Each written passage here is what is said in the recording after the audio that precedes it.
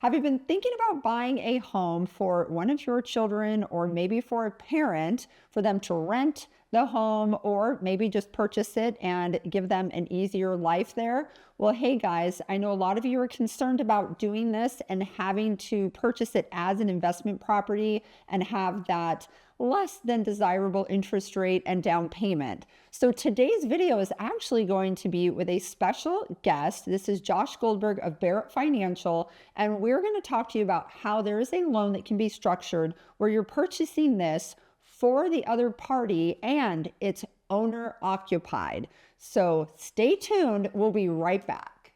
Hi, I'm Kelly Norton, your AZ Realty lady at eXp Realty. Count on me for all things Arizona real estate. All right, so guys, if this is your first time to the channel, I want to welcome you. You may know who I am. My name is Kelly Norton. I'm known as the AZ Realty Lady, the owner of the Arizona Living Group, associate broker at eXp Realty, a Valley native, and a real estate agent of almost 25 years. Whew, I got it all out, Josh. Yeah. And we help people that relocate to or within the Phoenix and surrounding areas and within the community as well. So maybe moving from one part of town to the other. It's really common here for people to want to buy a home for their parents, or maybe they need to help out their adult children, helping them get a home. And that's why I have Josh Goldberg here today. And we are going to go over some really cool things that you can do to help that be owner occupied. So Josh, introduce yourself to the audience here. Love it. Thank you for having me, Kelly. Really appreciate it. Again, Josh Goldberg, Goldberg Group at Barrett Financial. Let's start with the why. Yeah. Why would we even consider doing this?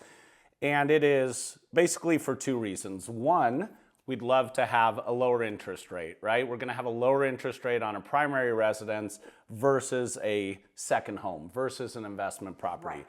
Two, we can put less money down, right? We can put as little as 5% down on an owner-occupied purchase versus the usual 20 that we're gonna do for an investment property, or usual 10 to 20 that we're gonna do on a second home. So lower rate, less down payment, both are awesome for anybody that we're working with, right? Yes. Probably two of the bigger things that we get questions on. So that is the why. Let's talk about the how. How do we do this? Well, we would start with, let's use an example. We've got son, daughter that are buying a home for their parents. They're trying to help their parents get into a place. So what we'll do is we'll use the parents as the primary owners. So they will be the main borrowers on the loan. And then we'll have the son, the daughter, help them as non-occupying co-borrowers. So everybody purchases the home together, but the parents are able to be the primary residence owners of the property. That's awesome. And I have a question for you with regards to this. Sometimes people will tell me, okay, Kelly, well, let's pretend like we're talking to Mary, the daughter, okay? So Mary's wanting to buy for her parents. Okay. And in the future, she may want to buy another home and sell her home. So a lot of times they have concern that because they're not, that isn't a primary resident in their mind, that they're going to have to show a lease or anything like that, but they might not have an actual lease for their parents. Yeah. So can you address that to the audience so that they understand how that's going to be looked at for qualifying for another home should they and their family want to make a move? Because a lot of times people think it could almost handcuff them and they want to help someone else, but they don't want to handcuff their family either. So yeah, and great question. So in regards to the qualification, I would always start with, hey, let's have a conversation and see if this concern is even an issue.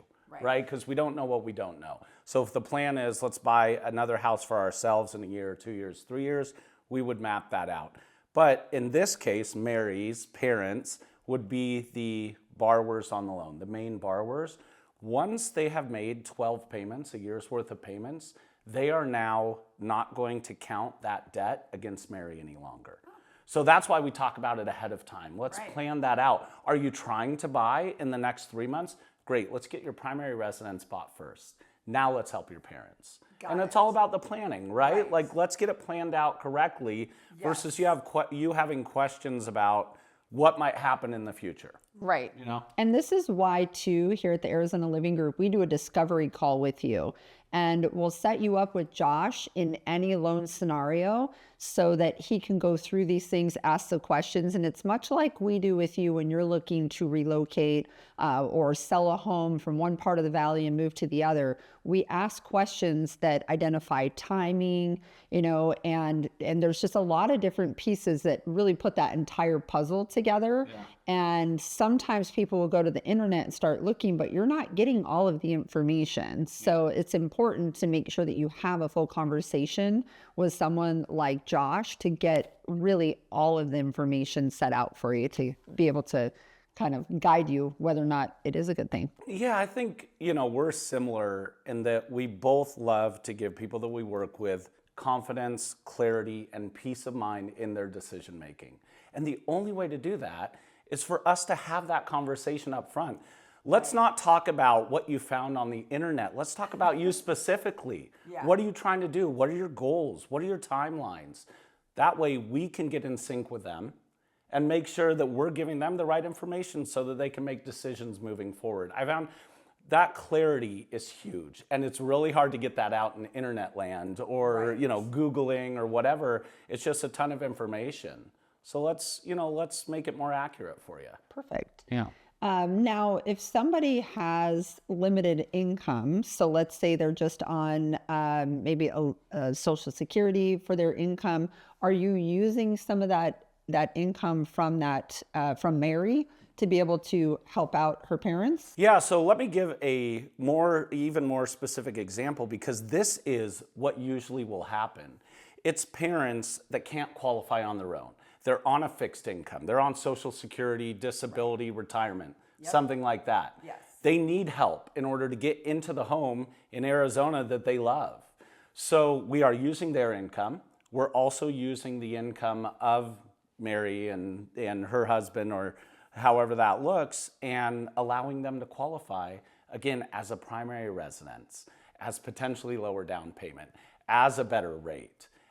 So it's a better opportunity and situation for her parents. And if we've planned it right, it won't hinder Mary potentially purchasing in the future. Perfect. Right? Yes. Okay, so another question. Yeah. So let's flip this now. And most of the viewers know I have a 19-year-old son. And so I've been trying to figure out, okay, how do we get this guy into homeownership? Now he's still in college. But what would that look like for a parent that wanted to help their child begin home ownership? Do they need to have established credit? I mean, he has a credit card, so he has that. So do they need to have anything beyond that? Or do they need to be working? Would they go off my income? How does that look for someone who doesn't have much of a work history or much of a credit history? Has a little bit, but not a lot. If you're trying to help out, now we're going the other direction, right? Kids instead of parents. Yeah, absolutely. No, I love it. So I just want to start with an idea. I'm sure you get this question too. It's like, is it the right time to buy? Mm-hmm. I am such a believer in time in the market is so much more important than timing the market. Right. So if you've got a kid that's considering and you're trying to help, jump in, right? Like more than anything, if you can help them be a homeowner at 19, 20, 21, 22, what a head start for them, for their life. So I love the idea of that. So great news. Number one, you can have no credit and no credit score and still qualify for a conventional loan with 5% down, FHA loan with 3.5% down. Them as the main borrower, again, because we want them to be the primary borrower, you as the non-occupying co-borrower. They do not have to have a work history. If they do, great, we're going to use it. But if they don't, that's fine. We'll qualify with your income. And so again, it's combined. You're combining the income, the debts, the assets, and you're qualifying together. But yeah, you can still get in with primary residence rates, with primary residence down payment, and get your college student a place to live, to own at a young age.